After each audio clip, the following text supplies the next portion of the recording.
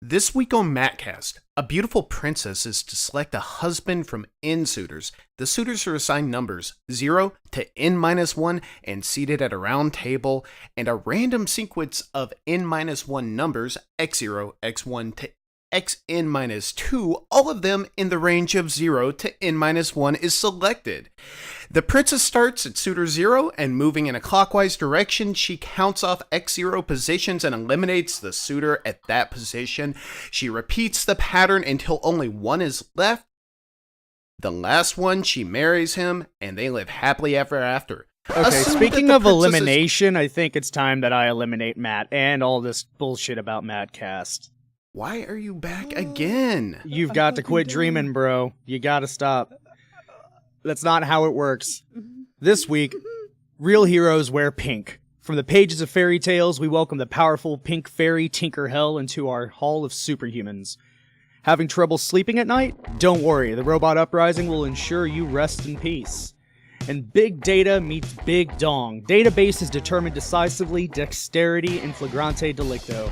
We have a dream, we have an agenda, and we clearly just want to watch the world burn in a blazing ball of anarcho-nerd culture. It's Lose a Turn. Welcome to it.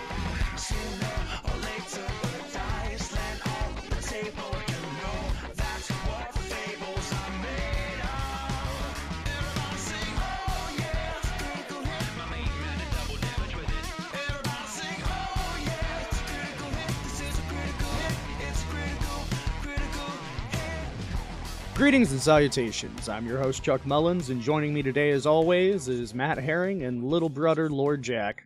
Oh, little brother. With your one leg. Deep, deep Homestar cut there. So, Matt, we got to have a talk about this Mattcast thing you've been concocting. Today I got rid of Handsome Jack, so I would have no Jacks for this show, and then y'all show up again. Why are my traps not working? You can't I get had rid of Drano ugly and Jack. Foil and Jack's out. I mean, oops. My bad. Oh, man. Guys, Friday night, we usually do like a family movie night thing, and this weekend we decided it's just like a fuck off and do whatever each individual person wanted to do. So I was like, I'm going to catch up on some video games. So I sat down at the computer and started playing Final Fantasy Brave Exvius on my phone, and then I realized that I needed to do some Final Fantasy 15 research for the show this week, so I booted that up on my PS4 and was playing it on my Vita, and while I was sitting in front of my computer, I saw the icon for Mass Effect, and I was like, man, I am long overdue for hopping back into that game. And so I'm literally sitting here, and the daughter walks in, and I'm playing Mass Effect on the computer. I've got the Vita in my right hand on occasion, battling under the Gladiolus DLC, and tapping on my phone every chance I get. I was complete overload. I've got a problem, guys. And I stayed up till 6:30 in the morning playing Mass Effect. I friggin' love that game. So you were doing Mass Effect, Final Fantasy 15, and Brave Exvius all at once? That's true, yes. Yeah.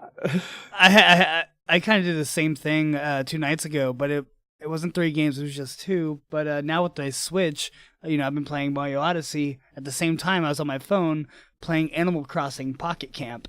So I was playing both fucking games as well, so I kind of feel you on that one.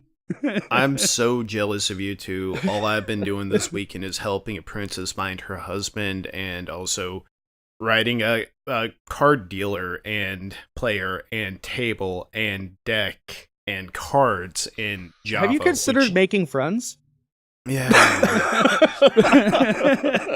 Java is terrible. Why do I need friends when I can write them myself, though? I mean, that's true. I mean, and we'll probably discuss that a bit further in the show this week. AI is some scary shit. So, to start off, the pink fairy Tinkerhell. In New Zealand a couple weeks ago, this jerkface decided to Is this our Superhuman? Yeah, this is our Superhuman this week. Yay! Some jerkface decides it wants to rob a dairy, and it was some form of aggravated robbery. The details on that are kind of sketchy. So does the dirty deed, beats street, and he's running away. while this is happening, there's also a breast cancer awareness walk. And one of the attendees is this like 6 foot tall dude who's like head to toe pink fishnets, pink little fairy wings, pink crop top, and all that good stuff. And he sees this dude running, and I guess he hears someone trying to chase after him. So he just takes off, tackles the dude, pulls out his cell phone while he's sitting on him, and calls the police. An off-duty police officer eventually caught up to him and helped him detain the dude until the actual on-duty officers arrived. It's friggin' amazing. The picture of this guy was hilarious, and I love it. Yeah, I mean, I guess I could share it, but the thing is that the response of the police was just phenomenal, because they went on to say, you know, it's dangerous for citizens to get involved in issues like this. However, we do respect the pink hero, the pink fairy hero, and while we accept the pink uniform as it's rather effective and popular with the bystanders, I think we're going to stick to blue ourselves.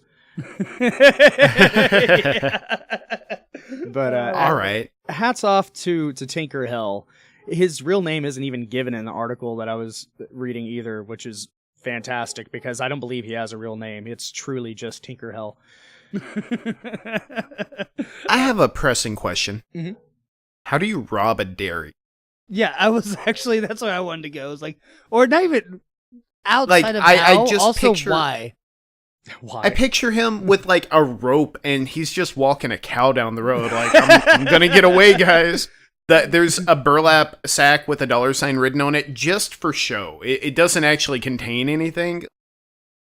It contains like cow milking equipment. It's just leaking out the bottom. No, It just- well, no. Obviously, to be smarter than that, it'd be kind of like Canada. You just have milk in a bag naturally. So, Yeah, that. I guess that's catching on. oh god. Oh boy. We don't need to discuss the logistics of dairy robbing anymore. I still want to know why. I mean, But speaking of messes, a British company has released the first smart condom.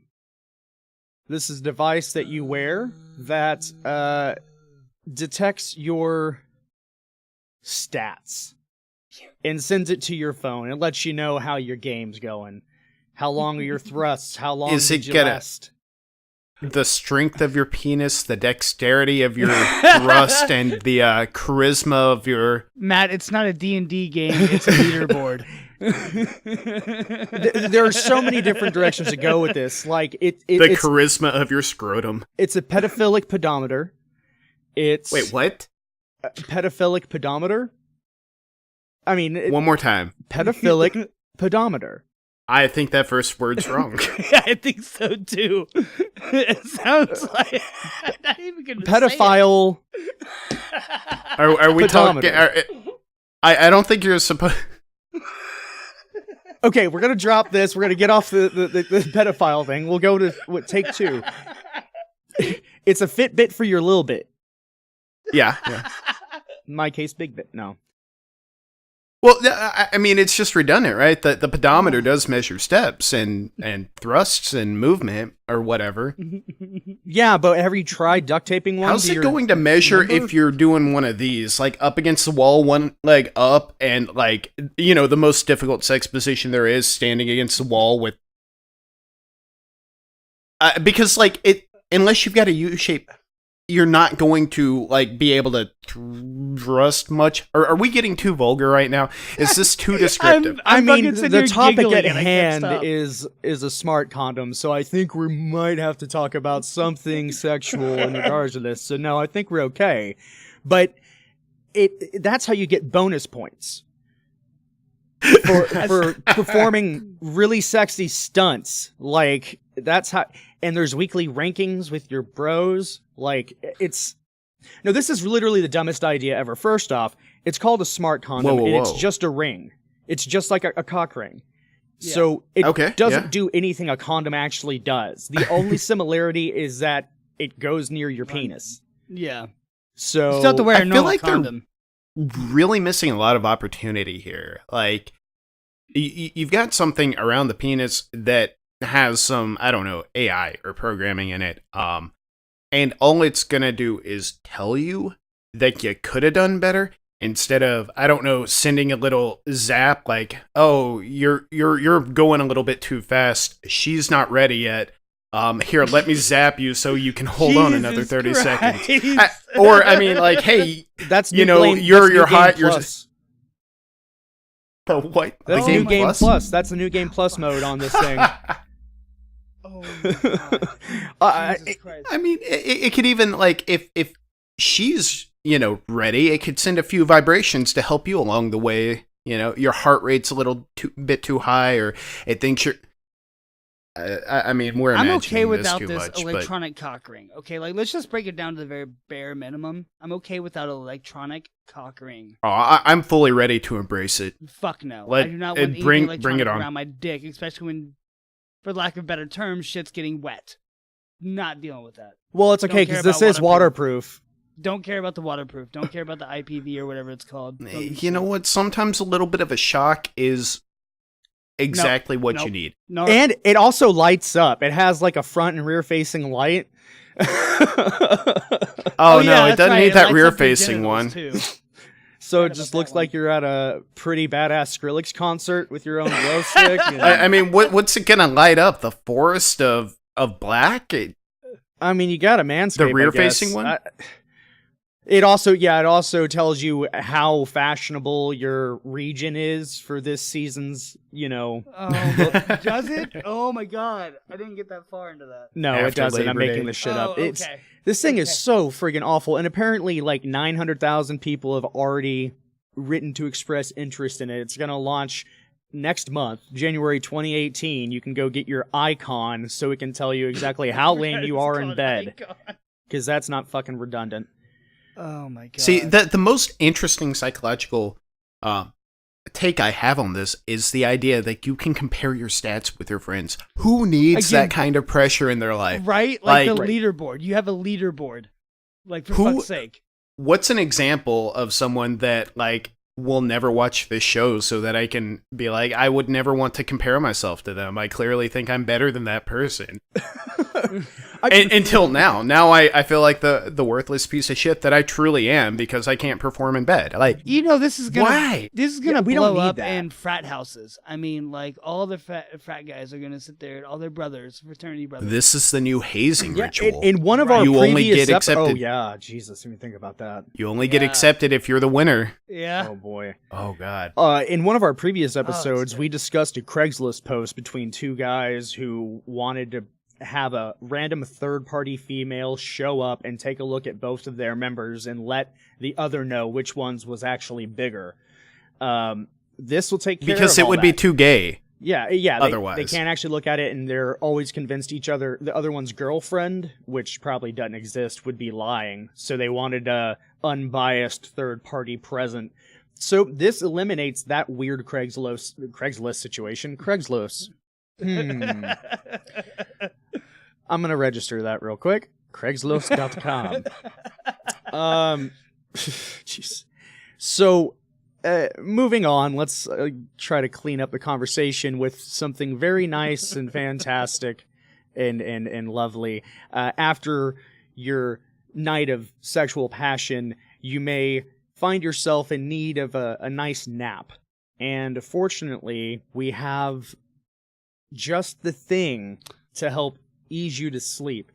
This, I'm not sure if it was what the purpose of the company is, if it's like just an insomnia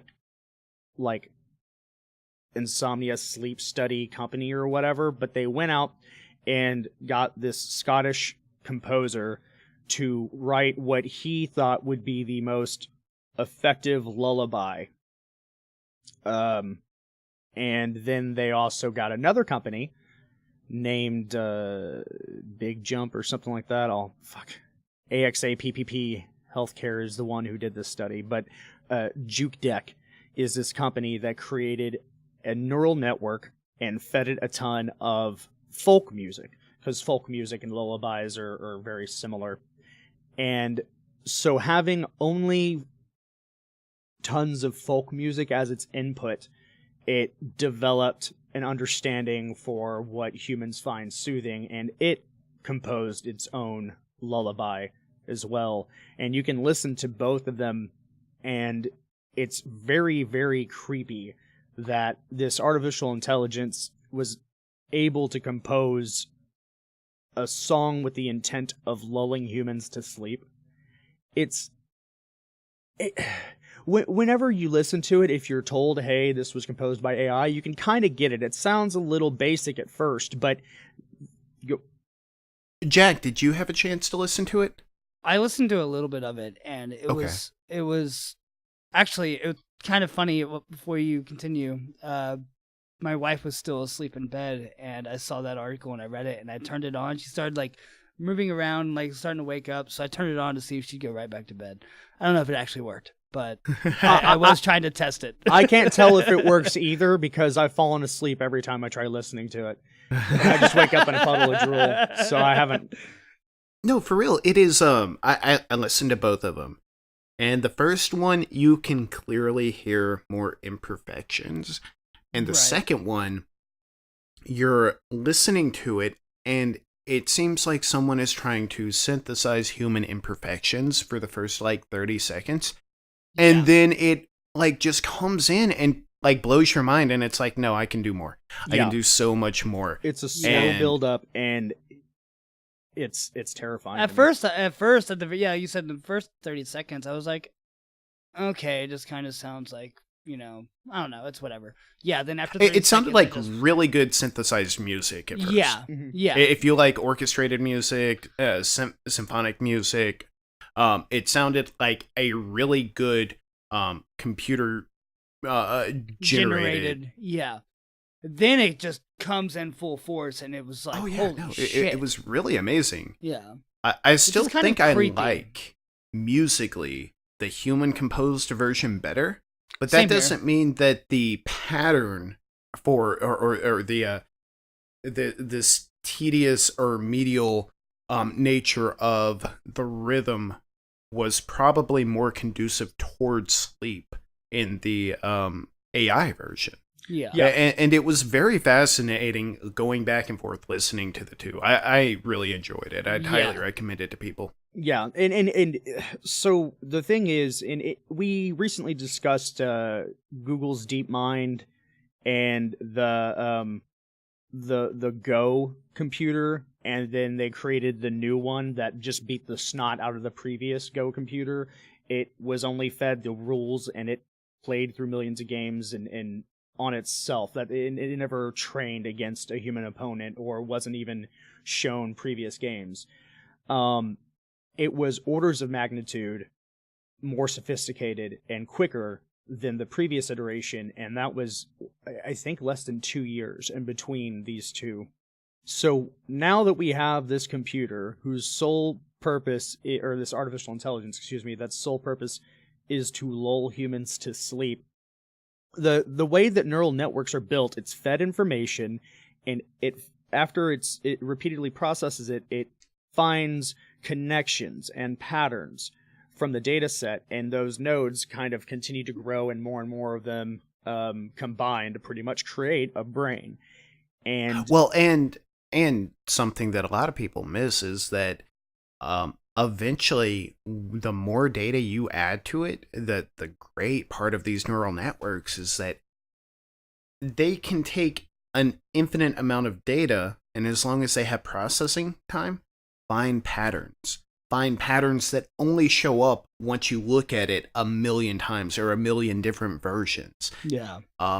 There's a really good book that kind of goes into that called The Naturalist. Now, this is fiction, not nonfiction, but it's written by a guy named Andrew Mayne, and he has a habit of generally only using things that are possible to currently being worked on in lab or government environments. Yeah, you told me that he has a history of calling science centers and people who work for these companies and saying, what is the tech that exists out there right now that's not in the consumer hands, so that there is credence to his proposed future of mankind. And it's a brilliant approach. Well, and he does it because otherwise he feels like his novels would be seen as too far-fetched when they are written based on his understanding of what the current tech could do, but he has to confirm that before he actually puts it into a story. Right. It's really fascinating. I love his approach there. Yeah, absolutely. It is about that form of AI if you're interested in seeing other real-world applications to it. I won't tell you any more details, though, because it's too good of a story to spoil. So I'm honestly so worried about anyone linking YouTube or a news network to an AI, especially one that already has this other agenda, such as putting us to sleep. What if it realizes and makes the connection that humans are just a mess, and maybe they all need to sleep? Maybe they all need to sleep for a good long time, and just constructs the sonnet of our destruction and leaks it in a viral method. Like, I see that I am now in camp with Elon Musk and Stephen Hawking. Like, the robot uprising is now a very, very real thing, guys. We're going to be murdered by our robots. I think we discussed this in a really old episode where you were worried about, an AI having access to like a cloud and access to like YouTube and all this stupid shit. Yep. Because this is the previous hive mind generation stuff. Yeah.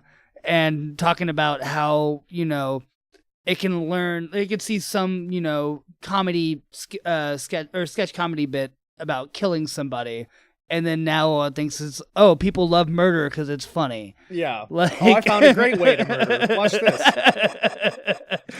And okay, speaking of that, there's also now some serious discussion regarding self-driving and fully automated vehicles, where it needs to be decided, like by normal human government and organizations, as to if a self-driving vehicle finds itself in like a Kobayashi Maru situation where there's going to be a wreck and someone is going to die, most likely. Does the AI try to save the many or the few? Does it try to save the driver of its own vehicle and run directly into that bus full of children? Or does it say, well, we can't kill the kids, so thanks for driving me, and then takes you off a cliff or something? Because I love how you painted that into like the absolute worst decisions the AI could have made. Like, I'm gonna save you by ramming you into a bus full of children. Well, I mean, so I mean, yeah. Just to clarify, the conundrum is presented as swerving into the other lane and recklessly going around the bus to save yourself. But that causes the bus driver to potentially swerve into the forest, or swerving into the forest so that the bus driver and the children can make it through and potentially killing you. Yeah. And so who's going to decide this? Is it going to be the company? Like, my concern is, before this is officially regulated, it's like, go with Tesla. We don't kill our drivers. Well, their record doesn't show that. Or you can go get the economy AI vehicle, like the Pinto version, that's just like, if there's a scary situation, we'll just blow you up. We don't really care. But hey, it's only a, $1,000 car. Sometimes the market functions in a very great way, and I think with Tesla we actually see that. He has to get people to trust the technology, Elon Musk does, and so he prices his cars competitively for what they do, what they offer. And so I think we'll easily end up in a situation where everyone's going to be running, we don't need the regulation because everyone's going to be running the same advanced AI suite. The other thing is, there are two things that negate this, right? One, we're driving missiles currently. These giant heavy metal things that will crush each other have the potential that they're running off of explosions, and that just, we can easily kill people with our own human mistakes. Currently, the track record for autopilot cars is better than humans. True. Per miles driven, there are less crashes, less fatalities even. So the more cars that actually adopt this form of AI in their driving, the more they can link together and communicate to avoid these situations. So self-driving cars are only going to get safer. The second thing is, maybe we actually, as traffic gets better from these communicating self-driving cars, maybe we don't need cars as heavy to go as fast, because total commute time will still go down. Yeah, especially if we implement the tunnels. But even without, even without that, yeah, definitely. Exactly. If they aren't as heavy, then they're not as dangerous. So I think we do have remediation factors that are going to come down the line organically as this process continues forward. So they're going to keep getting smaller and softer to the point where, like, in the year 2030, we're all just going to be on, sentient flying carpets. Or flying Nimbuses, whichever model you decide. If you get the upgraded pack, you get the Nimbus and it's over the carpet. So many features. But I have a big problem with it. Overall, I don't have a big problem with it. I think it's a great idea overall in the end, especially if we have a multitude or these cars all across the board. Then yeah, it's going to become a scenario where you're not going to have really wrecks anymore if every car on the road is all self-driving and intelligent. Well, unless the CIA wants you taken care of. That's right. And then they can just hack in and just be like, fuck your car and fuck your life and fuck your daughter. Why? She's obviously gonna be in the back seat, in some scenario. It's gonna happen, Okay. Parallel universes. That made a little bit more sense. Yes, no, I thought you immediately went to the sexual perversion, and I'm like, what? Why? No. The NSA has a back door on the smart condom. It wants to fuck your daughter. I did not Again, why? Under what situation does the NSA access the back door to fuck your daughter? That is creepy. By the way, listeners, be sure to click subscribe, and you too can be put on a short watch list by the government. Listen, guys, I got soundbited saying I believe in flat Earth last week. Y'all are going to get soundbited with something much worse if y'all don't be careful.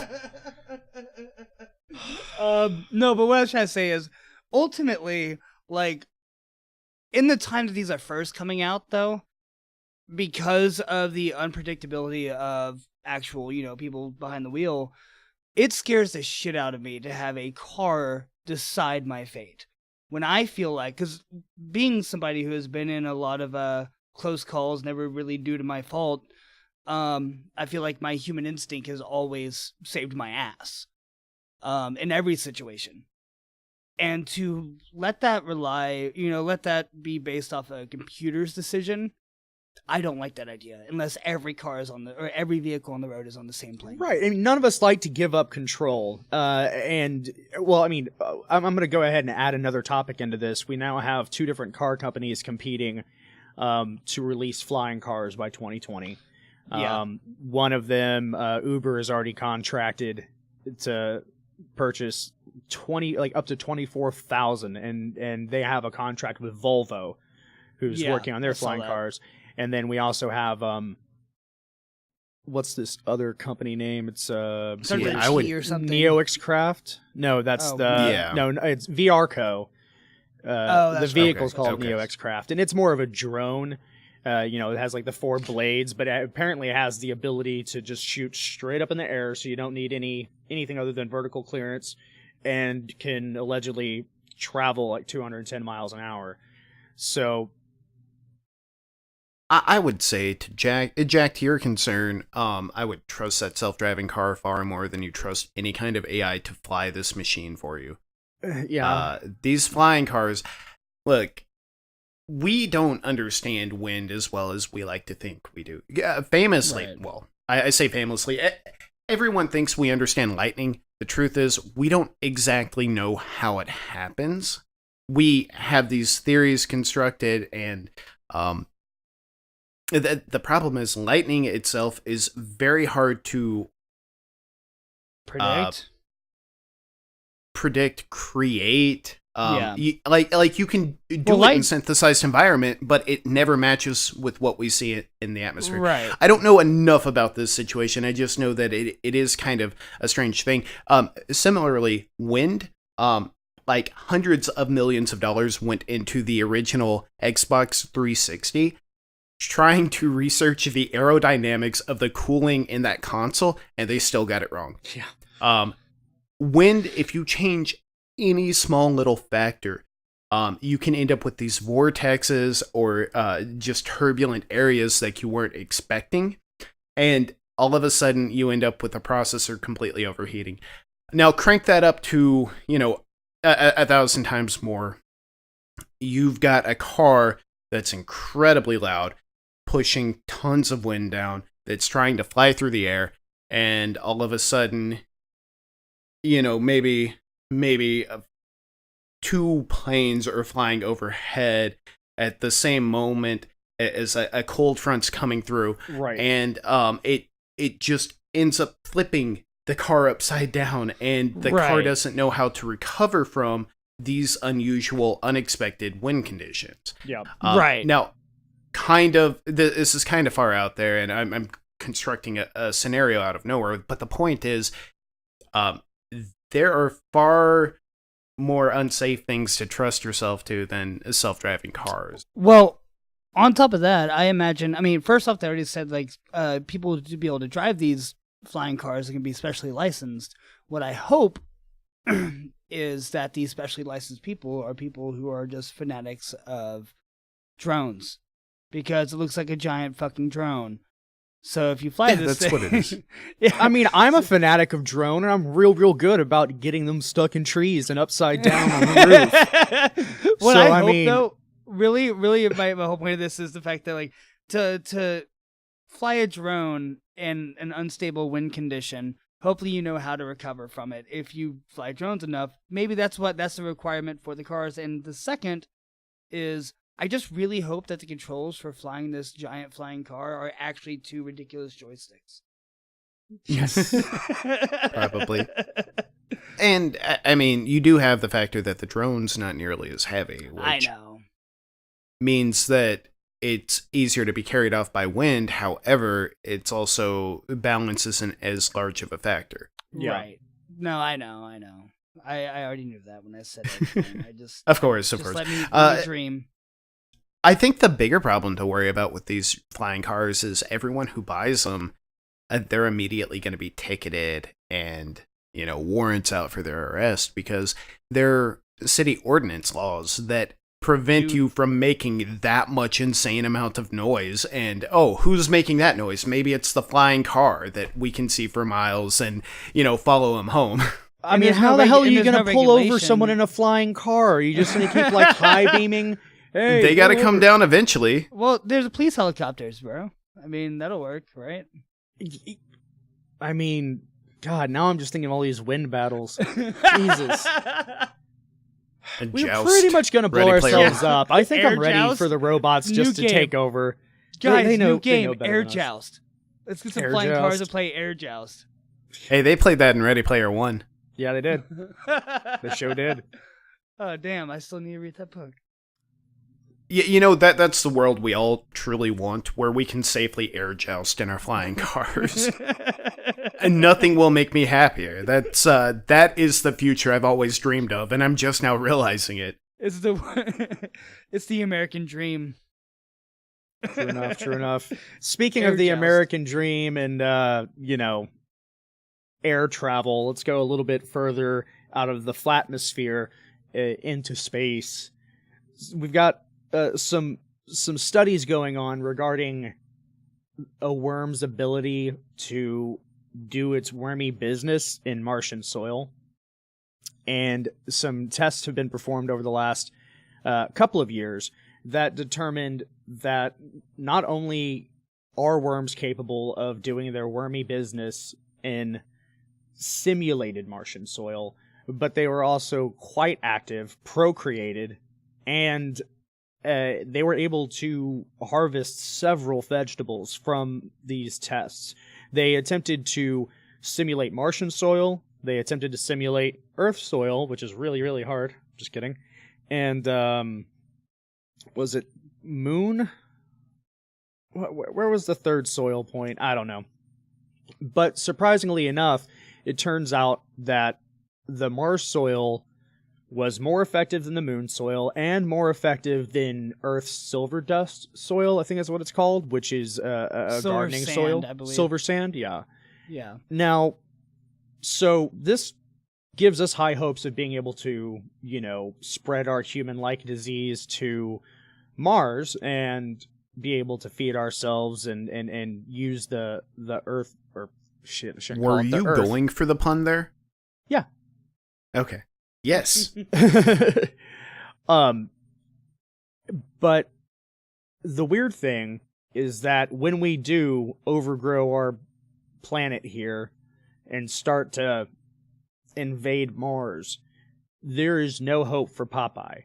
Because apparently the one thing we can't fucking grow in Martian soil is spinach, oddly enough. Like, they were able to get green beans, peas, radish, tomatoes, potatoes, carrots, all these good greens and stuff too, but no fucking spinach. So when I think it's hilarious, when I read this article, because I read this a couple days ago, and the thing that stuck with me, the thing that just kind of blew my mind, wasn't actually the article itself, but one sentence that just stuck out to me, and I didn't realize it. And it's, quote, "However, the best surprise came at the end of the experiment." No, that wasn't the word. Never mind. Good sentence, bro. The next one, sorry. Quote, "To feed future humans on Mars as a sustainable agriculture ecosystem." Just that line right there, the words "to feed future humans on Mars." A sustainable made agricultural me- ecosystem. Well, Is I mean, necessary- is a just necessity. just the idea of we are having articles. We live in a time where we're having articles published about feeding future humans on Mars. That is insane to me. No, we are honestly at such a crazy point in I'm excited for the era we live in. Yeah. Like, I often think back, like, how the fuck did people live 100 years ago, wiping their asses with sticks and using chamber pots and, having to fucking, whittle for entertainment.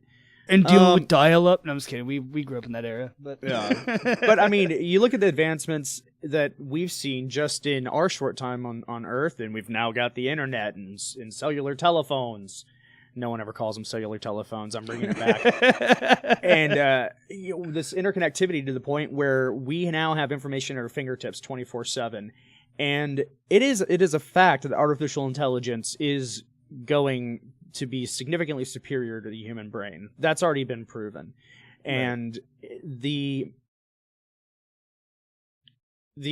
speed in which we are growing, technologically speaking, is also exponentially increasing to the point where I wouldn't be surprised if literally 10 years from now if we don't blow our dumb selves up, which is also very likely, that we're either going to be living that whole Wall-E experience in which we're just like meat sacks and floating chairs living in a complete virtual world.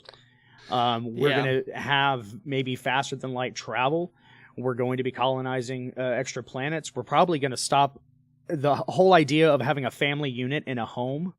I honestly think that's going to be replaced with tower style living, or like in Ready Player One, the stacks, where, I mean, you have several people living on top of each other because we don't really have a reason to leave. There's no more brick and mortar.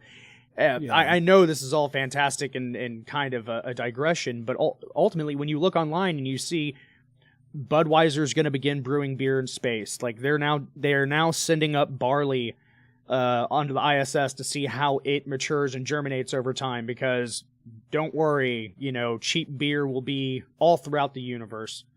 No one fucking wants that. All right. We've mentioned this on the show before, Budweiser brewing beer in space, or they're starting the process to do that. And I constantly wonder why. Zero G is filled with all kinds of, and it's not truly zero G, but oh my god, words. It's not truly zero G, but it is a somewhat weightless environment, which means things like carbonation bubbles aren't going to rise to the surface in the beer, which means you've got a fantastically carbonated beverage when you drink it in space, except how does that sort itself out in your stomach? Yeah, that's Wow. That's and so you talk about that in distilleries. Well, maybe they have some pumps or something in the in these microgravity distilleries that or maybe you've got some mesh nets that are going up and down, forcing the flow of the yeast and the bubbles to happen to properly produce the wines. Or and clearly I'm not a beer or an engineer of any sort, but I'm just trying to come up with a process in my head of how they would do this, or what's the point. And like, to me, what is the point? Why brew it in space if it can't be partaken in space? We've got all these fantastic problems to deal with when we talk about moving to areas that have less gravity, less atmosphere than what we're used to. And so I am going to swing back to the Mars conversation. I hope I don't absolutely destroy any segues you have lined up, Chuck. No, but, I'm good. We talk about growing plants in Martian soil. And I don't know if we've had the full conversation of what the difficulties are there.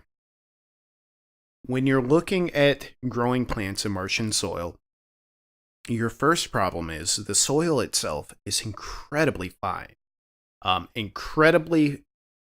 Compared to what we have on Earth, all the particles have just been dried out to such a point that they're almost microscopic. Right, They it's like can a be sandy blown loam. anywhere. They're completely weightless. The gravity there is already a third of what it is on Earth. And they're filled with perchlorites, which are poisonous to humans and poisonous to other organic creatures. So if you try to... My only problem with The Martian as a movie or as a book is that growing potatoes in that Martian soil would be a major problem without cleaning out the percolates. You can do it, and it's actually fairly simple to do. And the byproduct is chlorine and or table salt and oxygen, which is great. However, even if you do that, the problem is the dust is so lightweight on Mars that it blows across the planet easily, so you're constantly being covered with... You would have to purge the entire planet of Well, my perchlorate understanding stuff. is that their initial phase or their plan is to do it a subterranean bed, is to burrow down and then create like a crop bedding there. So wind and contamination would hopefully not be such an issue in that case. And also within what I thought I read, and maybe I'm just making this shit up, but I thought also thought it was said like something like within a dome, in like a indoor, greenhouse. Yeah. So an you indoor dome off the controlled top area. of the tunnel, and so that actually does solve a lot of problems. I mean, you would still have to clean the perchlorates out of the soil under the ground. But then you have the problem of Mars not having this. So I'm guessing you would have UV lights underground to help the plants grow, which is very important because Mars doesn't have the same magnetic atmosphere rings that protect the Earth from solar radiation. Mars also doesn't have the atmosphere to keep everything going, which is why Elon Musk actually wants to nuke the North and South Pole of Mars, which I think that's a fantastic idea. I say let's do it. What about all What the the Martians fuck? there? Like, what if another planet was like, hey, let's nuke the North and South Pole of Earth? Well, the Martians live underground. Our reborn Russian Martian already let us know that the survivors are in underground. That's true. Yeah. Bunkers. So to fully describe the process of nuking the poles, what you've got is a lot of trapped water on the North and South Pole. So if you nuke both of them, you're going to stir up a lot of dust into the atmosphere, and you're going to melt the water and let it start running freely. Or create another ice age. If you have all the dust in the atmosphere, it's gonna freeze the planet. Just Mars doesn't have that kind of atmosphere there's or like anything. zero air pressure there. Yeah. And so you get all of this the released carbon dioxide from the ice caps. I think there's a little bit of actual water in there as well, so you get some running water. the CO2 creates an atmosphere and the dust holds the CO2 there. Yeah. And so you end up with the system where like it might actually be possible to walk around on that planet as if it were not a vacuum. Holy moly. because you're creating an atmosphere for it by destroying the ice caps. Yeah. But nuts. even if we solve all of those problems, we still have to deal with the fact that Budweiser's the only beer available. Well, okay, that might be the number one problem.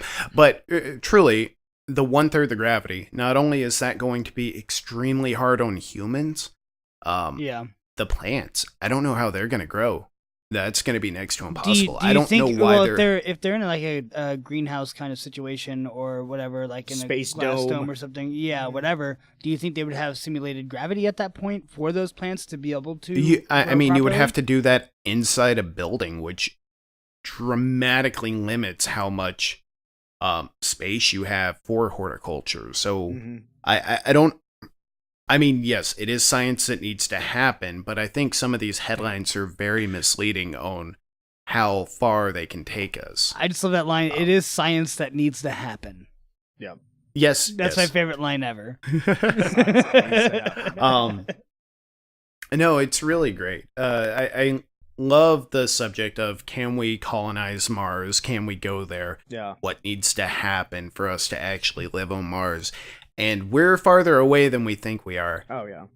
I mean, but I love the progress we're seeing along the way. Maybe we're that far from Mars, but there's plans right now, like Boeing and Lockheed Martin are working together with this Las Vegas company, Bigelow, and they plan by 2022 to launch what's essentially an inflatable space yacht. It's... Yes! That's going to remain in orbit. Now, I haven't read too much on it. I just recently stumbled onto it.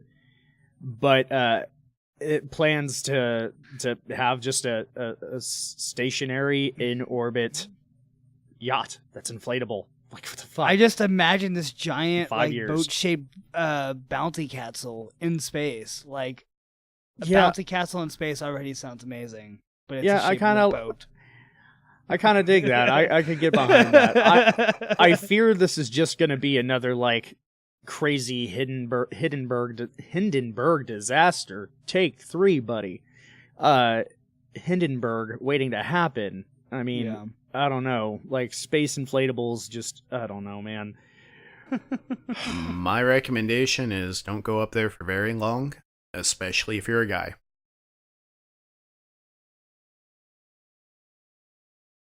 The silence. I mean, there are crickets there. There are crickets. There's confusion there. God, do we even want to get into this? We have...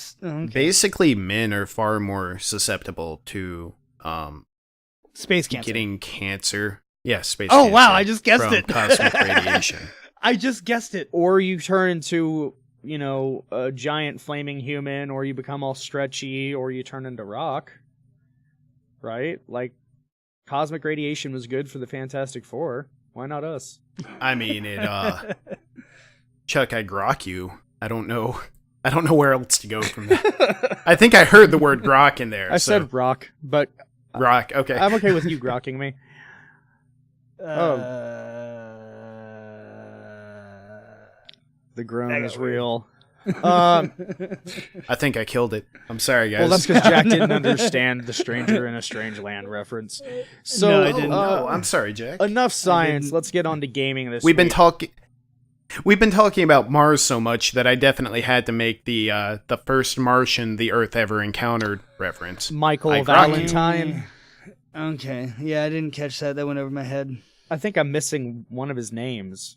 Michael Valentine something. I can never remember it. I should be able to remember Michael. Nope.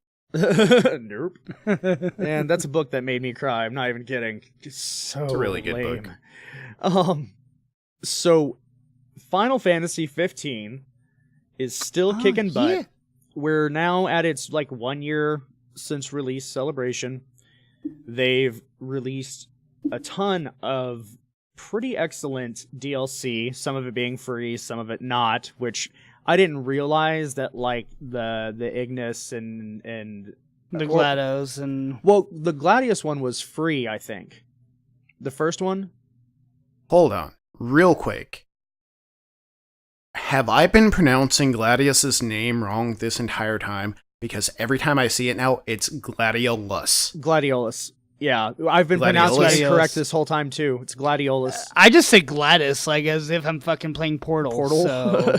No, I think Gladius is in like a short, gladiator? kinky sword. Yeah, Yeah, like that's a what I gladiator. thought, too. That's really how I was Gladiolus? pronouncing it until recently. It's Gladiolus. So it's like Areola, but Gladiolus. Yeah, it's like Those something words that's are also not wrong. alike at all. Jesus. But so they're doing a great job, and Jack, before the show, we kind of talked a little bit about Breath of the Wild and its DLC as well. And I'm really excited that the gaming industry is truly taking care of its properties and keeping them interesting. So with the Gladiolus DLC, you're able to play as him, and the same thing with Prompto. And then upcoming, I believe in the next month, we're going to see the Ignis DLC. But before they launch the Ignis DLC, they've gone ahead and announced that they're now going to implement a patch that allows for character swapping in the main game. Yes, So I am so stoked for that. in the main playthrough, you simply control Noctis the entire time. But since these new DLCs have come out, they've helped to define and expand the fighting style and mechanics of each of these characters when you play as them. So in the next week here, it seems, pretty much the next week, they're going to be releasing a new patch that allows you to swap the characters in fights in the main What gameplay. I'm really curious about, and I know Final Fantasy or Square Enix can actually, pull this off, I'm sure, but from playing Final Fantasy 15 when it first came out and beating it and everything like that, I'm very used to the battle style and play style of Noctis. Throwing my sword, teleporting, doing all that stuff. Mm-hmm. And then repeatedly throwing your sword from point blank range. Yeah, exactly. Yep. But doing all that and just the style of the battle you have with Noctis, which is already so interesting, to jump into a character who can't do that at all. And just literally just be solely based off like magic or something like that. Like I think it was Prompto who did magic mainly, or I guess you could set it up kind of any way you wanted to. Yeah, you can choose pretty much anyone. But Ignis was the primary magic caster. That's right. It was and Ignis. then Prompto was the range DPS. That's Slash cameraman. And Gladius was kind of like Cameraman. But, that mechanic I know almost ruined the game for me. The only thing that bugged me about it is him just constantly asking, like, every, day that I played. It's just driving the car. I failed to make... Who do you want me to take photos of more? I really failed to make any kind of connection with the character Prompto. Yeah. And Same and here. I think that was the thing. So Gladiolus something I can and say. Throughout the Ignis? gameplay... I'm sorry? So I said Gladiolus and Ignis definitely made a connection with Great them. characters. Yeah. And No, I Noctis, really but- enjoyed them. Well, and I agree with you guys. When you just play that game standalone, you don't get a sense of connection to Promptus at all. He's just character relief. He's not really worth much else. But there was also the 5-episode or 6... I think it's a 5-episode animated series that came out. Oh, yeah. Yeah, that's right. And that focuses so heavily on Prompto. He I need is to watch that. I almost haven't the seen that central character of the whole thing. Now, each character does have their own episode, but I think your frame of reference character throughout the episode, or throughout that series, is very much strongly Prompto. And it helped delve into his backstory, how he met Noctis, how he tried so hard to get his attention, and it made him a very, very lovable and a character I've grown attached to. If I hadn't seen that, though, I wouldn't have given a fuck about him. So, yeah. Final Fantasy I have to 15 watch did that have too. some pretty big holes in that they don't... It's hard to say they don't tell you to go watch the movie, but that comes across as such a cash grab. Watching the movie and the animated series plays such a major part in the storytelling of that game that it's a little aggravating. You miss out on so many elements if you have not seen what's what's in the movie or in that animated series, I haven't which watched I the only animated saw one series episode yet. of that. I saw the don't- movie, never saw the animated series. So I don't disagree with you now, but except for Cash Grab. I mean, I guess I got lucky because I was gifted the collector's edition or whatever, which came with the Blu-ray of Kingsglaive. But the anime you can just watch on YouTube. Yes, officially. So but it's the free. anime is not mentioned. There's no like, hey, go watch the anime like there is for the movie. Sure, I mean, yeah, one you're- for this you're right about podcast, that. I really didn't know about it. I mean, you mentioned it to me once before in passing, but I mentioned it once before as well, but Yeah. it was like I haven't gone back and watched it yet. It's I've only, I seen think it's one about episode. an hour and 20 minutes. I think each episode's about 15 Yeah. minutes, so it's not that long of an Sounds right. investment. It's very well done, but if you weren't griping, and excuse me, I don't mean to like throw you under the bus here, but if you weren't griping about, but there's so much story elements that weren't in the game that you have to go and watch this movie or watch this anime to fill in those blanks. I mean, perhaps you have a point that the storytelling wasn't handled so Yes, correctly. my griping is about the storytelling. But It's how many the fact people that hate the narrative? exposition, hate being so having to read through all this, and so God, this cutscene is Yeah. impossible. I mean, you'd be filling the game up with an additional 2 hours of content Oh, if no, you no. tried to This sprinkle game- that in. This game needed that. This game really needed that. I I guess you're right. they need I to find a wanted balance. yes, At there. least. My complaint is the storytelling and narrative construction that was lacking in that game.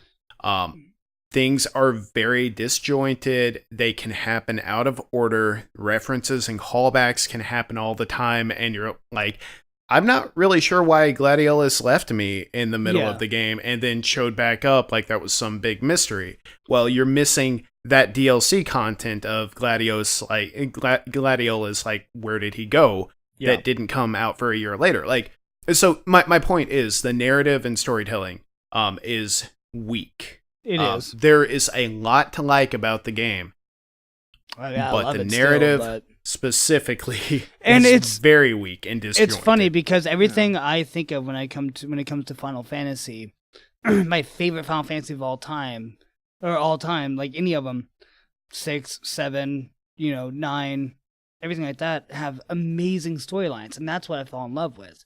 15, I loved the shit out of. Didn't really care for the storyline at all. the world was so attractive, and Yeah. the world was really The fucking gameplay was immersive. so fun. Yeah, very immersive game. The storyline was shit. And it's the first time I fell in love with a Final Fantasy game that just kind of had shit storytelling aspects to it.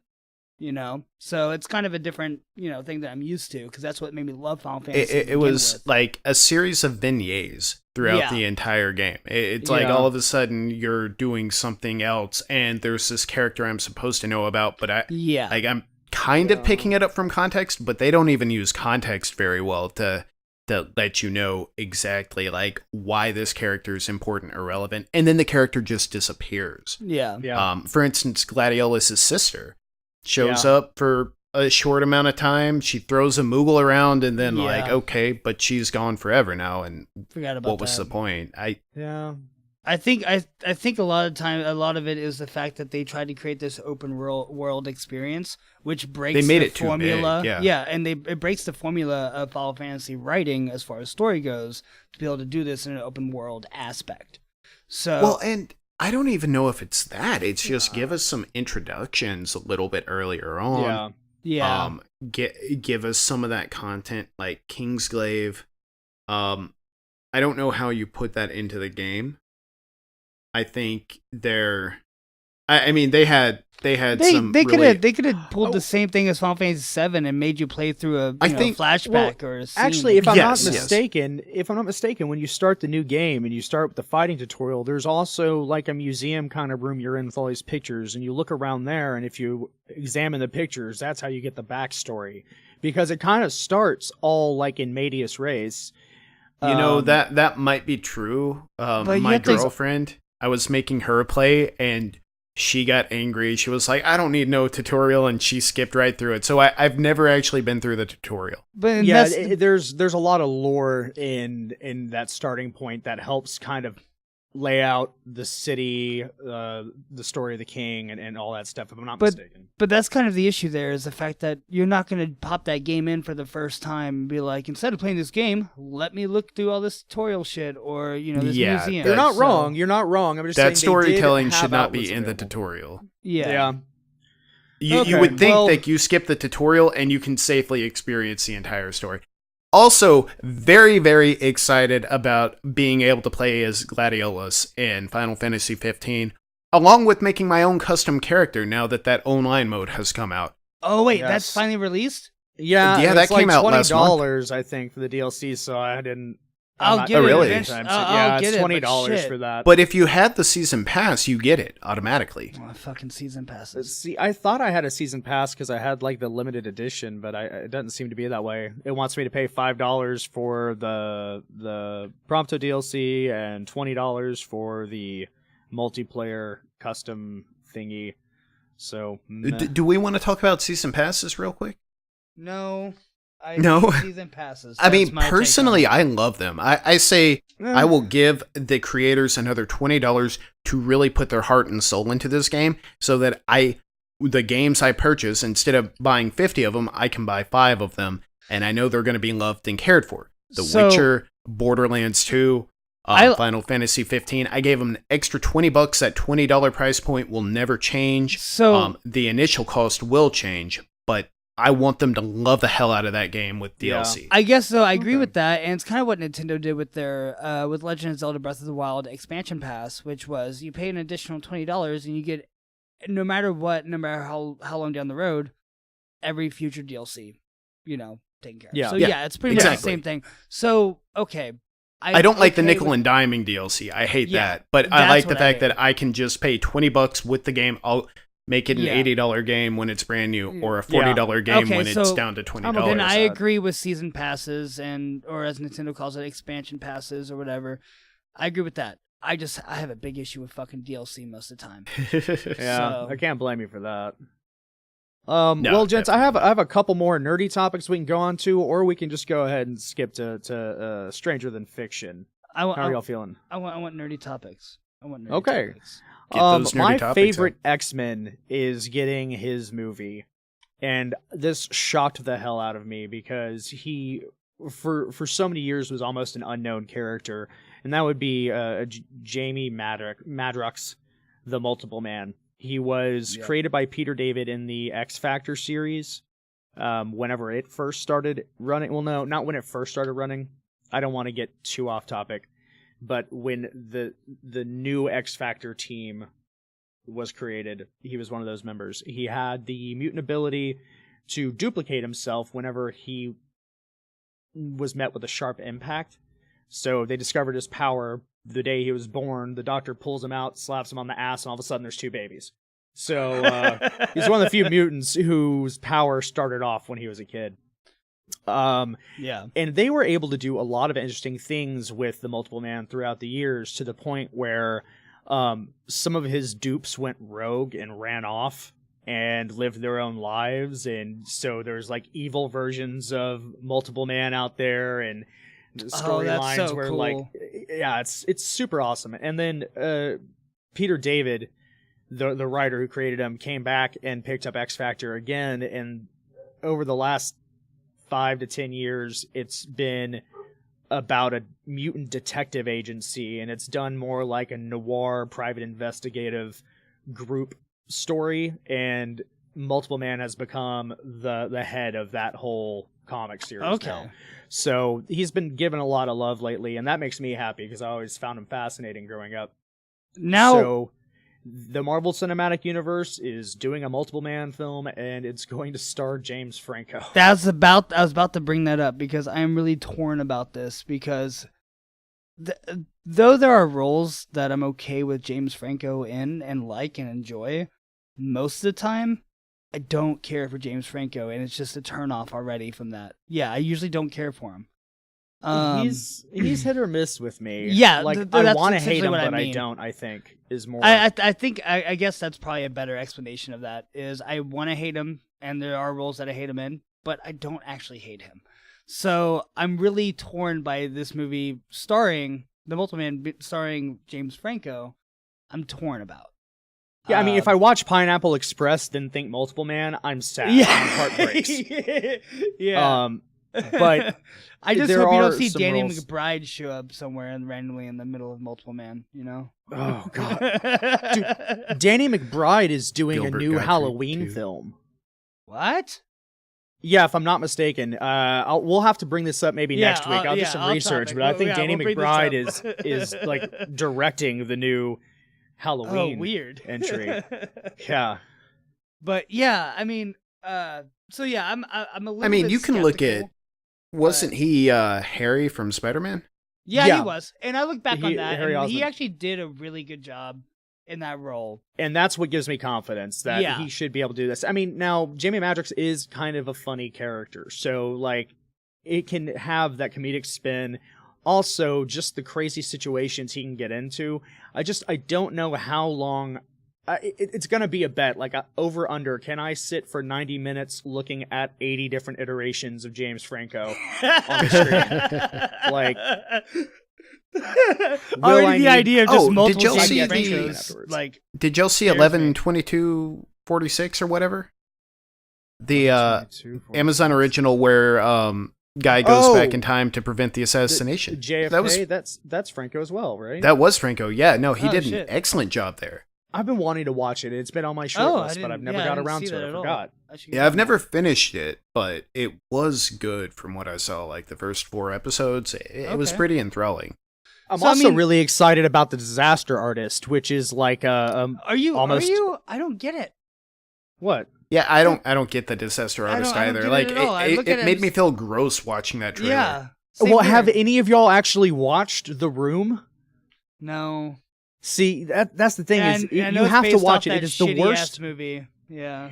Well, yeah, it's about Tommy Wiseau's hit, The Room, which is one of the strangest pieces of cinema to observe, and I don't think I'm worse off after having seen it. I have this fond kind of love for it. I get it. I get You're just why a little it's so popular. damaged. And Yes, I am. Definitely damaged goods now. But it's just so alien and unreal. Tommy Wiseau delivers the strangest dialogue for an hour and a half, and you don't know how to feel when you're done watching this Okay. fucking thing. So And they're doing this documentary on Tommy Wiseau creating The Room, and James Franco is doing a killer job of portraying Tommy Wiseau.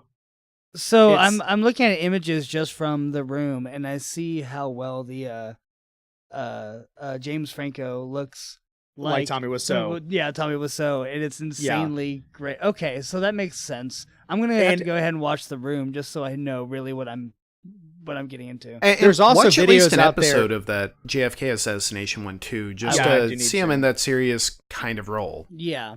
Yeah, I do need to do that. There are also videos of Tommy Wiseau and like James Franco in the same room discussing like how Tommy Wiseau feels about his portrayal as him. It's kind of meta, kind of interesting. It's One it's thing, worth yeah, I watching. was gonna say one thing I love about the fact about that movie though, or that trailer I saw, was at least like both the brothers are doing a movie together, which is kind of cool. Both the Francos.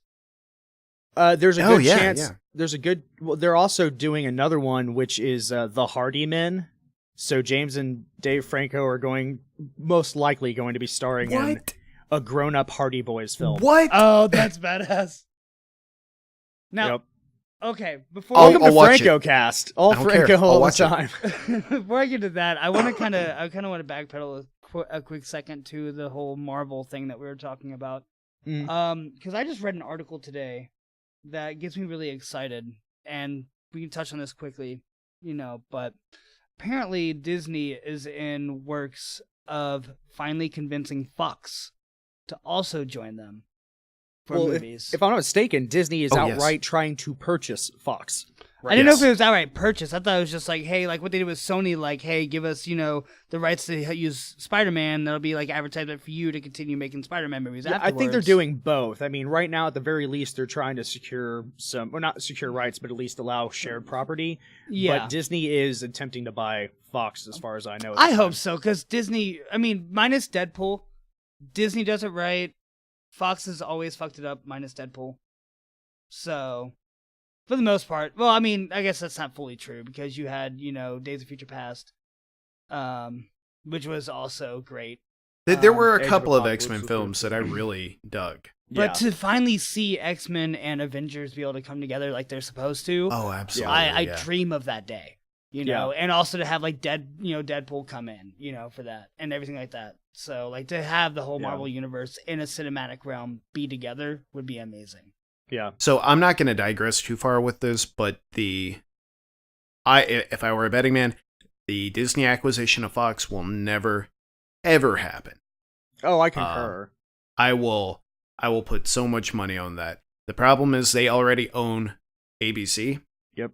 Having multiple news networks like that, in the same place, like look at well, it's not. what It's was not it? Disney Verizon buying trying Fox to in acquire. General.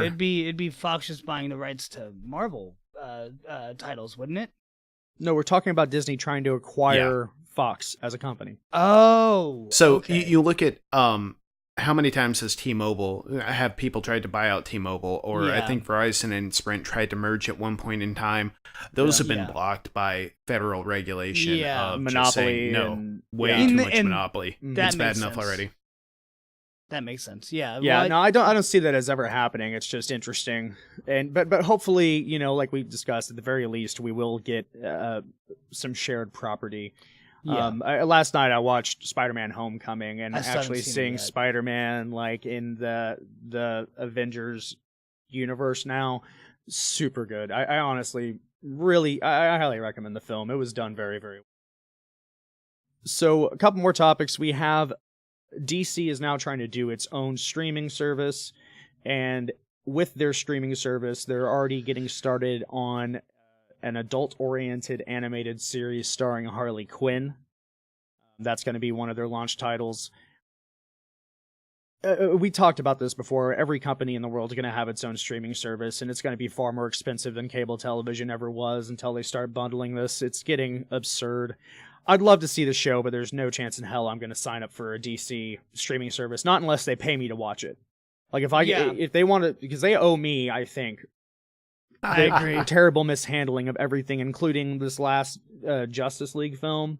Listen, I don't want to be crude here, but I'm not gonna get into that series unless there's nudity. And it's not because I really care that much for the nudity, but that's kind of my standard for how far are they willing to push things. Like Game of Thrones has nudity, and they can also push things to because that's their standard for how gruesome, how dark they can get. Yeah. Well, Like, I mean, Batman, the no animated kids series, ever are allowed to watch this, so we're gonna go hard on it.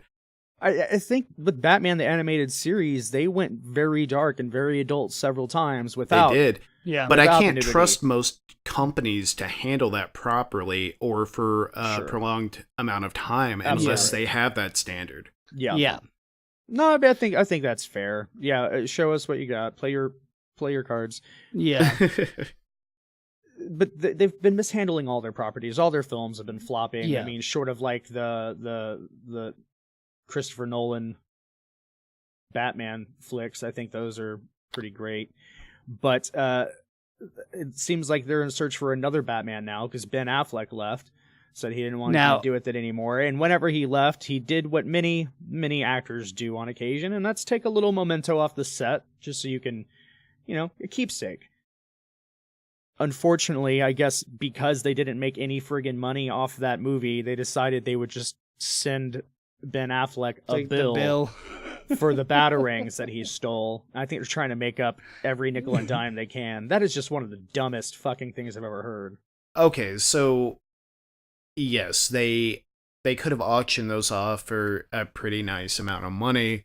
And so maybe it is standard practice to like, hey, we'll just send them a short bill and let them have it for material costs or whatever. Still, it's not classy at all. Why the hell did they think that would be like ever? The loss in PR value was not worth the bill they sent him. I guarantee it. Absolutely not. Yeah. So remains to be Go ahead. determined if he actually paid that or not. I have no idea if he actually did, but I thought that was hilarious. He even talked about stealing the Batmobile if it wasn't heavily guarded, Right. which I thought was great. He But should've. I mean, He should have just driven it offset regardless, and like even if he wasn't going to keep it, like I know I'm not going to be allowed to hold on to this. Also, I am driving it offset and acting like I'm going to. But I think another side of this, in a sense, just something you mentioned when you brought this topic up, that I am happy for is as much as I'm just like James Franco, I'm kind of off and on with Ben Affleck. You know, I don't really understand Kevin Smith's love for Ben Affleck that he has, but I usually don't care for Ben Affleck most of the time. Sure. Some roles, okay, but usually not. Yeah. You know, if you have talk about Dogma, hell yeah, love it. But anything else, whatever. Or Chasing Amy. But Mallrats. and Mallrats. Okay. So any of the Kevin Smith flicks. Okay. Moving on. Fuck. But other than I am Girl, so happy that he is no longer going to be Batman. I did not like him as Batman. I thought he was an awful, awful Batman. And an even more awful Daredevil. Yeah. Oh God, fuck. I forgot he was Daredevil. Shit. But I mean,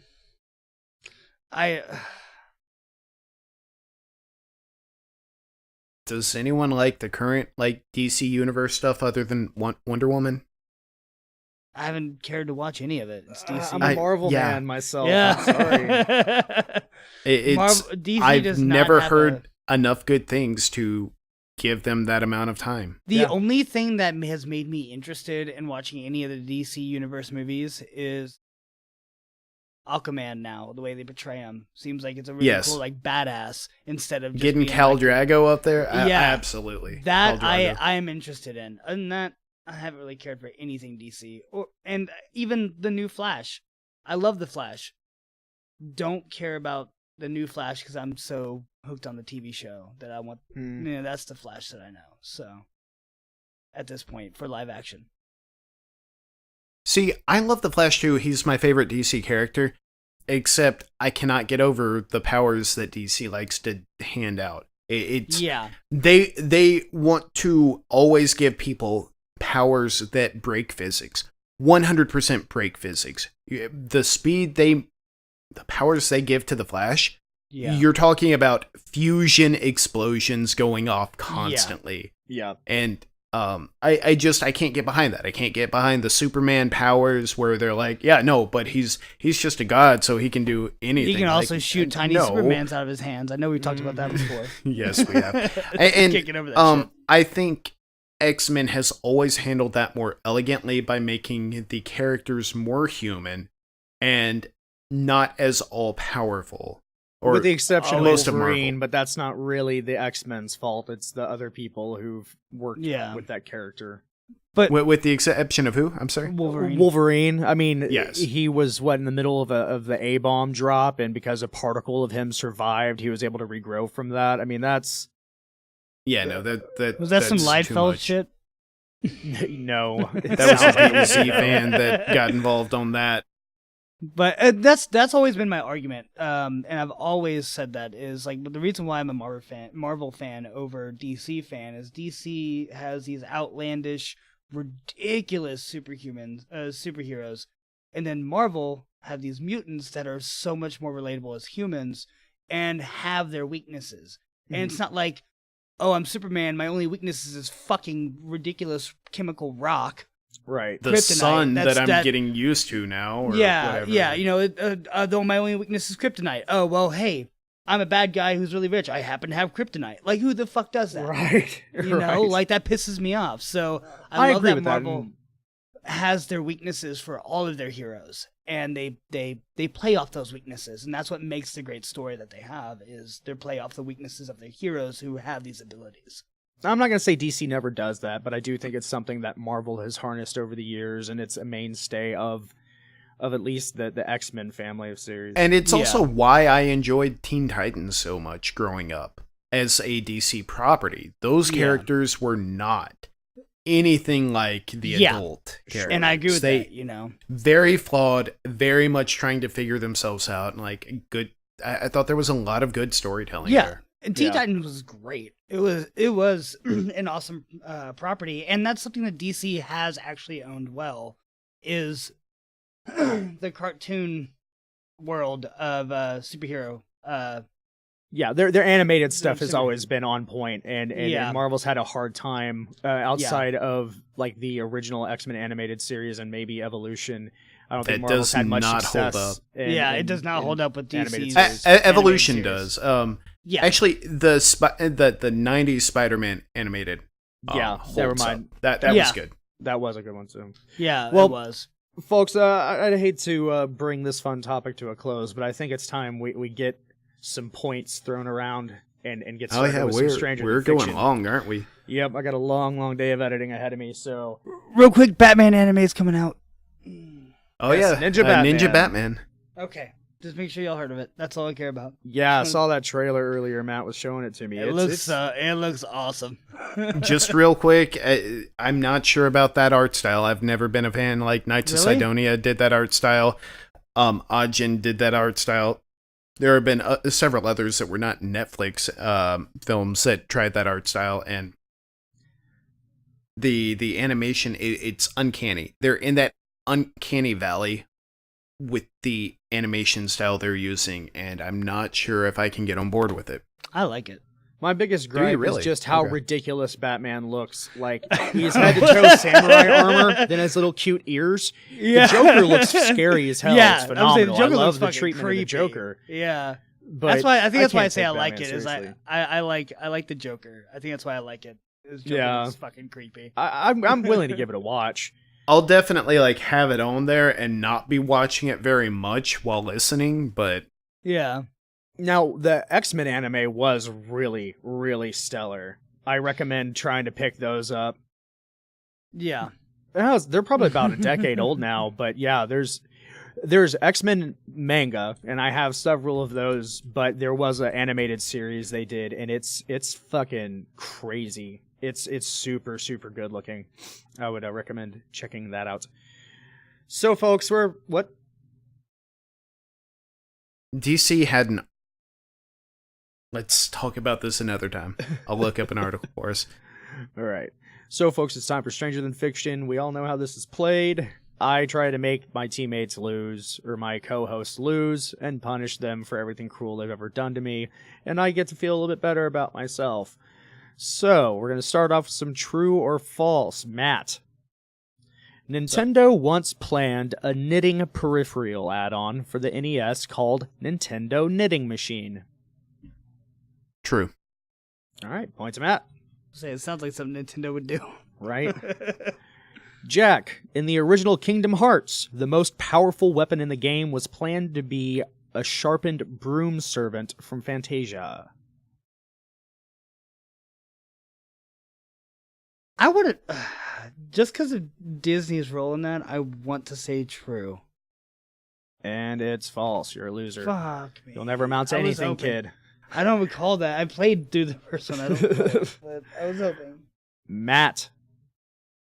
Yes, There's sir. an Easter egg in Capcom's first Disney licensed NES game, Mickey Mousecapade. If you open the game cartridge, Mickey Mouse's head has been soldered onto the circuit board. I don't remember this game. Or do I? This is the game I've been trying to remember for years. It's the old NES game. False. It's true. It's true. It's true. Really? Yeah, there's a nonsensical... If you open up the cartridge, there's a little Mickey Mouse shape that's been soldered onto each board. Wow. That's so cool. All right, Jack. The first published game for the Super Nintendo in America was Frogger. False. It was the last game for the SNES, which is really strange. I was saying I never remember Frogger on SNES anyway. It was the last game produced for it. Okay. Matt, So I get a point? you do get a point. Sweet. We're all tied up. Yep. 1-1. In Assassin's Creed 3, Matt, you can feed a turkey some food at your house. If you then input the Konami code, the turkey will don the assassin's costume and follow you around. I hope that's true. I want to say it's absolutely true in some variation. I'm hung up on the Konami code. Yeah. That's what I was thinking. True under the pretense that it is probably not the full Konami code. You'll get full credit, and it is the full Konami code. Really? It is a legitimate thing. In Wow. Assassin's Creed 3, you hide behind the wall of your house and whistle, and a turkey would come up. If you feed it food, it will then don an assassin's costume, and then you put in the Konami code as it's eating. It'll put on an assassin Wow. costume and follow you around. That's so pretty badass. awesome, yeah. It's so absurd. I love it. Jack, let's try to tie it up here, okay, buddy? Okay. In 2010, the U.S. Air Force created the fastest defense supercomputer in the U.S. It was a cluster of 1,760 PlayStation 3 units. True. All right, let's tie it I up. remember reading about that actually. Why do you give him the easy ones? Because I wanted easy. to tie it up. I Oh, wanted to get to the that's super tiebreaker. easy.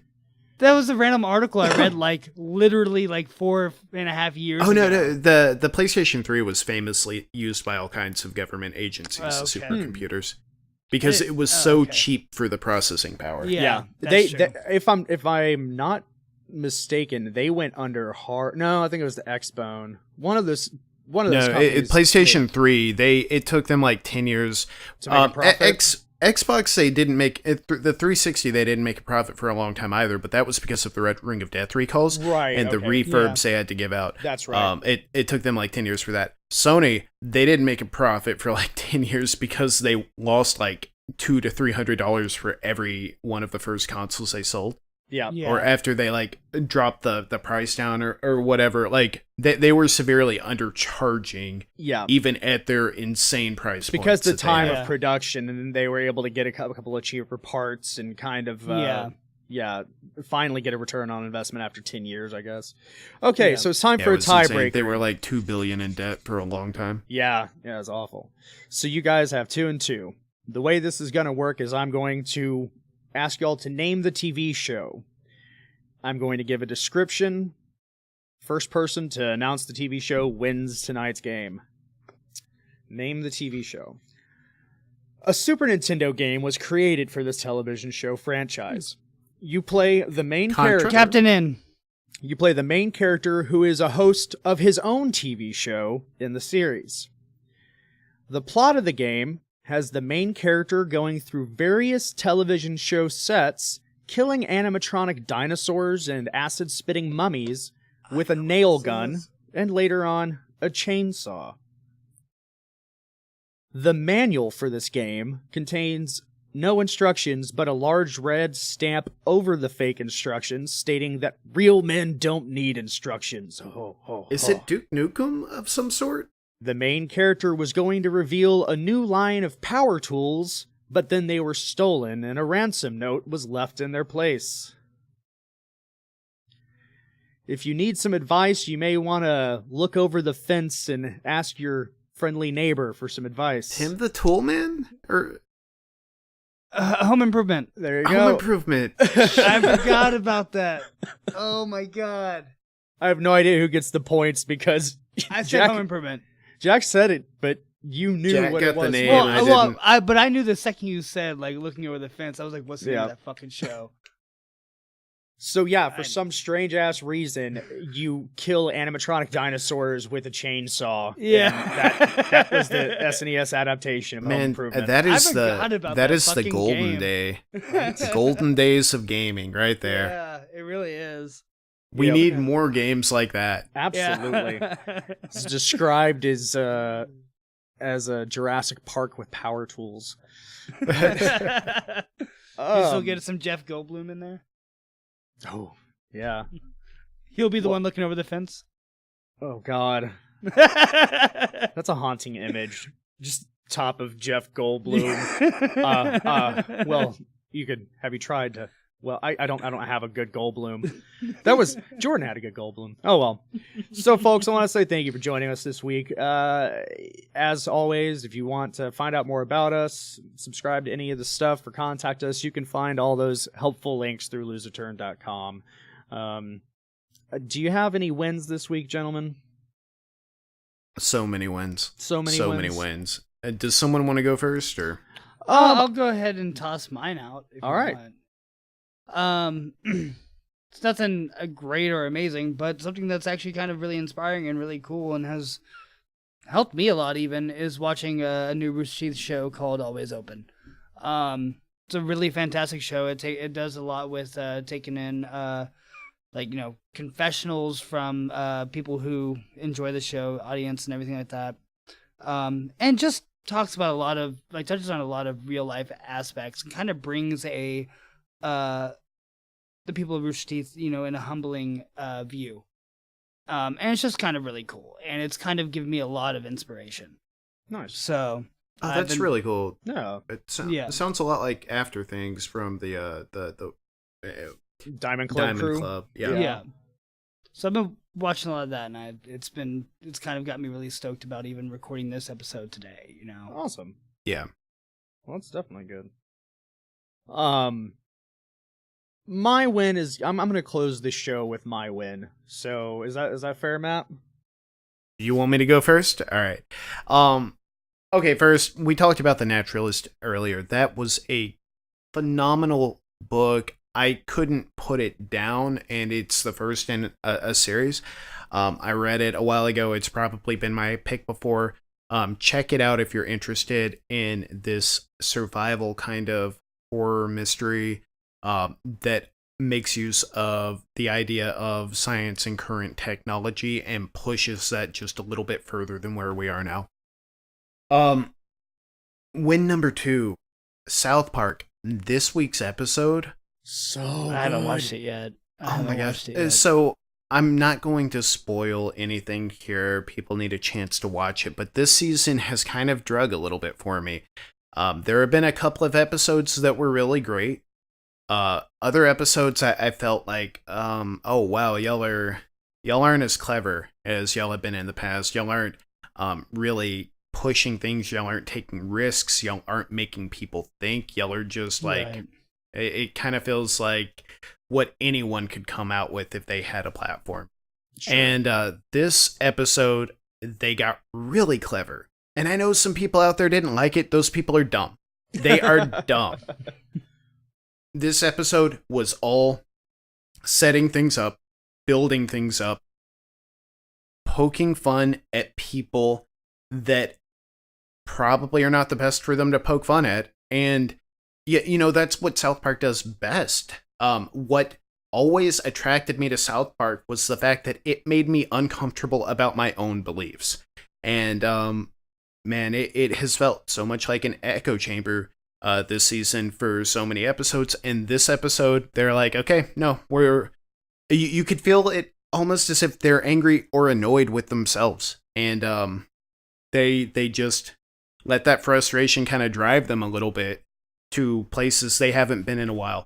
I loved it, and that ending was phenomenal and heart-wrenching,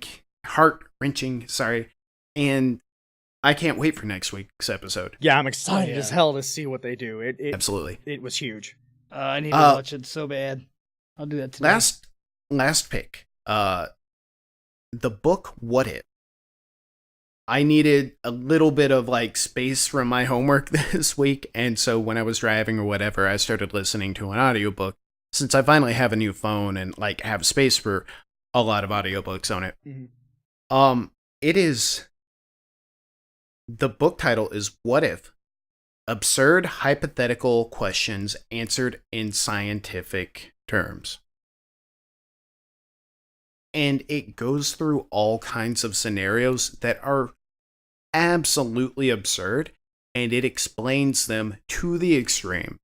You've got, what if someone made an actual periodic table of the elements? Meaning a table of all the elements on the periodic table. And so he just goes into gruesome detail describing all the chemical reactions that would happen and how many different ways you would die. And how you could try to conduct that experiment safely up to maybe the 4th row if you were a city away. And then beyond that, it's no, don't build the 5th row. You will die. You cannot survive building the 5th row. The 6th row, you're gonna wipe out the country. The 7th row, you're going to wipe out the world. please stop. What are you doing here? And another one, like the book opens with the what would happen if you hit a baseball traveling at 90% the speed of light? And like the short answer is, like, he goes into detail of how this would go down and how the baseball would technically be moving too fast to interact with particles for like the first couple of nanoseconds. Uh-huh.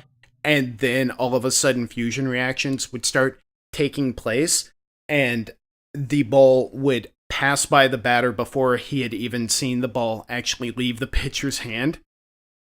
Also, because most of the city would be destroyed at this point, the batter would be considered hit by a ball and allowed to take a base. Like, it is just, it's such a wonderful book, and I love the way this guy thinks. Randall Munroe, the creator of XKCD. Oh. How he walks through these processes, and the fact that he can take something that is absurd, walk through it, and he just goes step by step. And it's the fact that he always goes to that next step when you expected him to stop and makes a good point out of it that I truly admire, and it's what makes this book so fascinating. I'm definitely gonna have to hop in on that. That sounds amazing. Yeah, that sounds really awesome. It's a wonderful book. Awesome. I've read it like 4 or 5 times. It's short, it's quick, it's all these vignettes, and highly recommend it to everyone. Absolutely. Hell yeah. I'll be starting that this week for sure. Wanted to say Mass Effect is awesome. I already talked about that earlier. After 10 years, it's still Gone holds full up. circle. It's got a very rich lore. I think anyone who tries turning it into a movie is sorely mistaken. I know that there's been talks about it for ages, but with how rich and in depth this lore is, it really needs to be treated as a TV show. But that's just my little thought process. My actual win for this week is yet another Bodie McBoatface situation. So last week we had our Fairy McFairyface, and this week, or well, technically I guess it's 2 weeks ago now, a council in Doncaster asks residents to name their new road gritters, and they also stated that, well, that you can't share photos. They also stated that they didn't want to waste their time going through 100 different things saying Gritty McGritface, so be creative and be clean this time. And so as a result, let me, sorry for the delay, my attempt to share screen totally failed. So these are the road plowers here. The winners for this week and their new names are now officially David Plowy and Gritsy Bitsy Teeny Weeny Yellow Anti-Slip Machiney.